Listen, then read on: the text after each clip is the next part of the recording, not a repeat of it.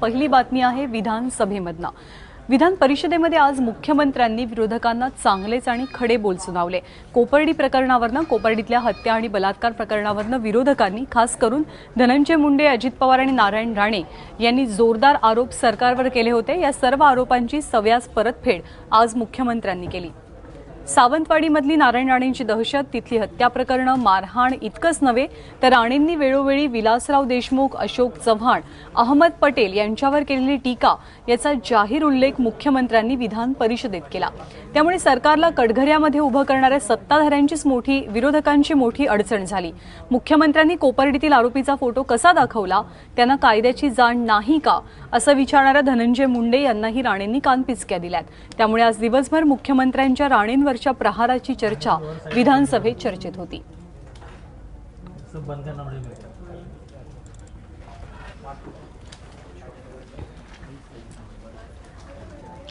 तर कसा घेतला विधान परिषदेमध्ये मुख्यमंत्र्यांनी नारायण राणे आणि धनंजय मुंडेंचा समाचार, तुम्हीच पहा।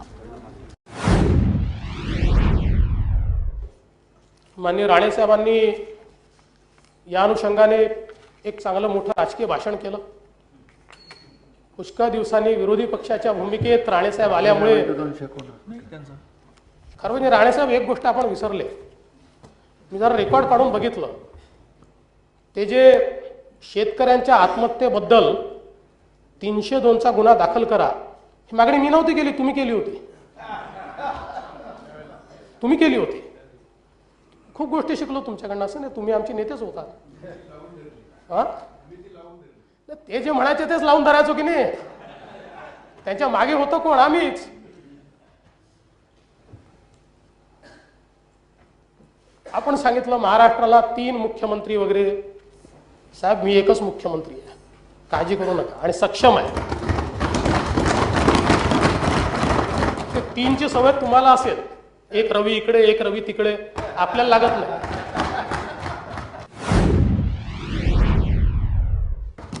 भाजपला गुंडांचा पक्ष कोण सांगताय? कोणी सांगावं? भाजप गुंडांचा पक्ष?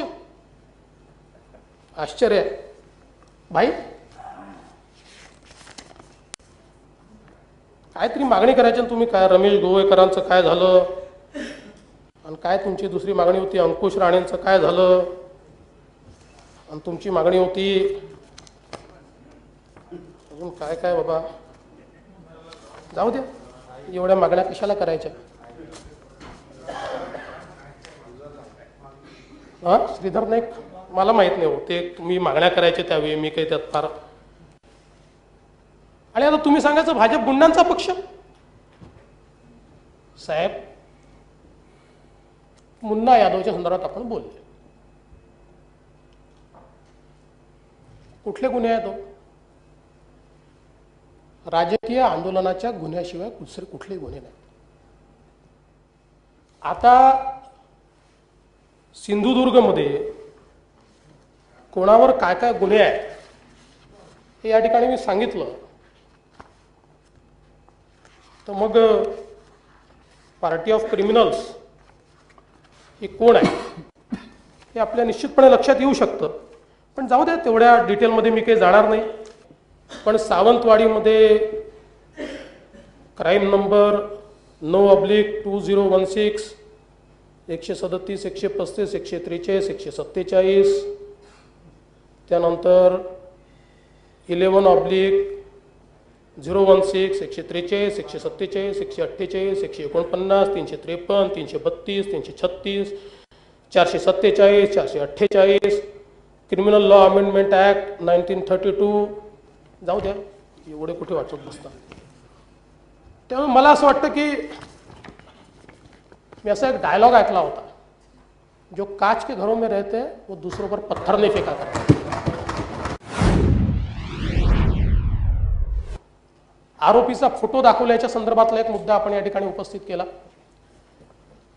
मुळामध्ये विरोधी पक्षनेते हाच प्रश्न तुम्ही स्वतःला विचारला पाहिजे।